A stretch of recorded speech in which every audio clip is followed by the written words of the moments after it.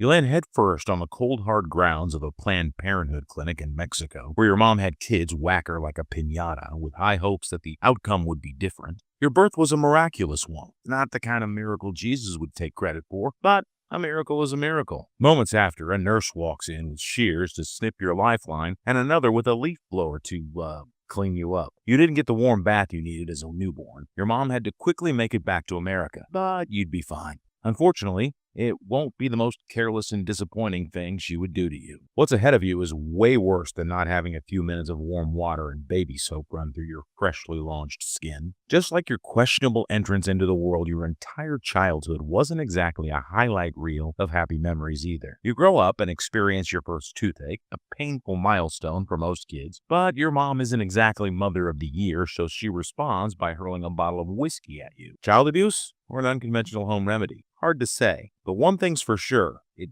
definitely stopped you from complaining. And maybe it was a little bit of both, because a few decades later, history repeats itself and you decide to pass on this family tradition to your own kid. And well, let's just say it did not work. Your mom was also always too busy to take care of you and too broke to afford a babysitter. So she had a radio possessed by the ghost of the former owner of the house watch after you. Sure, it wasn't exactly a responsible decision, but hey, it saved her a few bucks and surprisingly kept you mostly out of trouble. But she wasn't entirely a bad mom. She at least taught you to not talk to strangers. So one day when a mysterious candy van rolled up and the driver said, "Hey kid, get in my van and I'll give you some candy," you stood your ground, puffed out your little chest and proudly said, "No." Smart choice. Sadly, another kid followed him into that same van and won a lifetime supply of candy. You cried. So the next time a candy van pulled up, you hopped in, ready to claim your sugary jackpot. But there was no candy, and you only ended up becoming a victim of a PDF file. And then you realized that your life isn't going to be so easy. You're damned if you do, and damned if you don't. Great. Fast forward a few decades and a lifetime of questionable decisions later, and well, you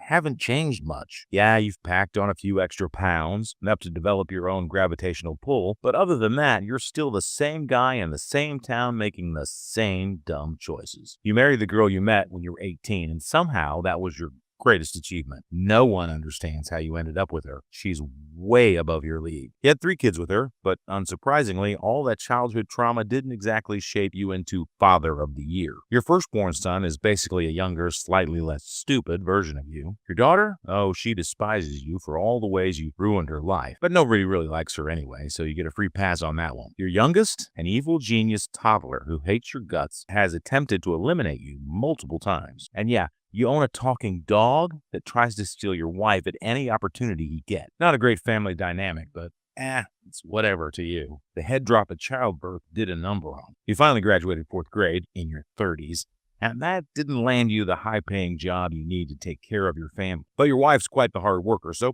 the family's doing just fine. Your lack of education, talent, and general competence landed you in a never-ending cycle of employment struggles. Too stupid to be hired, too dumb to keep a job. Your resume reads more like a crime scene report than a list of accomplishments. So you spend most of your days at the Pawtucket Brewery with 3 friends who are doing better than you, arguing. One's a pervert who dated your daughter and has an unhealthy crush on your wife. Another is a handicapped cop whose wife hates him more than your wife hates you, which is saying something. And the last one, he doesn't say or do much, but at least he has a happy, functional family, which is basically a superpower in your friend group. You know what? Scratch that. All 4 of you are pretty much train wrecks. You are just the worst in the bunch, considering your whole life is a joke. Misery really does love company. Nobody respects you. So you spend all your life doing dumb stuff that puts your family in trouble, especially your wife, who has to clean up your mess every single time.